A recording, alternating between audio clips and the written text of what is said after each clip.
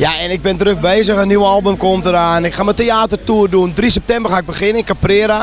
Er zijn nog een paar kaarten, heb ik gehoord. Maar schiet op, want het is echt bijna op. En ja, we gaan hele mooie muzikale dingen doen. Ik ga me eigenlijk weer helemaal alleen maar op de muziek storten straks. En ja, te gek. Als je mijn albums zeg maar luistert, ik heb inmiddels 9 albums gemaakt, is 80% ballads. Hele mooie composities en dat kun je in het theater natuurlijk heel mooi gaan brengen nu. En dat is ook mijn doel, om in het theater een andere Wolter te laten zien als alleen maar Viva Hollandia, ik heb de hele nacht liggen dromen en dat soort liedjes. Ik heb een eigen band. We hebben begin dit jaar audities gedaan op het conservatorium met fantastische muzikanten. Daar hebben we de beste uitgehaald. En die zijn nu omgedoopt tot de Wolter Kroes Band, officieel, sinds een maand geleden. We hebben bij de Nijmeegse Vierdaagse hebben we de try-out gedaan en dat was echt zo fantastisch goed. Nou, vanaf dat moment is ook de Wolter Kroes Band van start gegaan.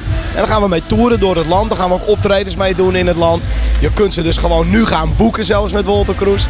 Ja, en ook de theatertour gaan ze met me doen. We hebben 25 theaters geboekt staan, dus het is een behoorlijke lange tour, 3 maanden. Januari, februari, maart, elke woensdag en donderdag staan we in de theaters, zodat we zeg maar, in de weekenden nog gewoon ook de optredens in het land kunnen blijven doen.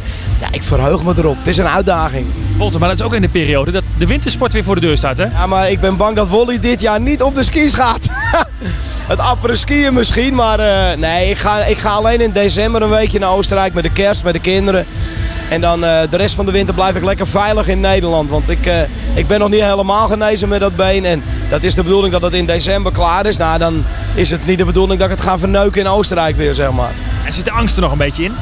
Nou, ik ben niet bang. Ik ski al 37 jaar en ik heb ooit al eens eerder mijn linkerbeen gebroken. Dus ik weet wel wat het is. Maar je wordt voorzichtiger, weet je. Je hebt 2 maanden eruit gelegen. Waanzinnig veel optredens af moeten zeggen. Hoop mensen moeten teleurstellen. Sorry nog bij deze. Ja, en dat wil je niet meer meemaken. Maar ja, je kunt ook van een stoeprandje afglijden. Het kan eigenlijk met alles gebeuren, dit. En Je kan je zo meteen verstappen bij het podium. als ik mij nu verstap bij het podium, dan ben ik er ziek van natuurlijk, ja. Maar we gaan niet skiën. We gaan niet het noodlot opzoeken.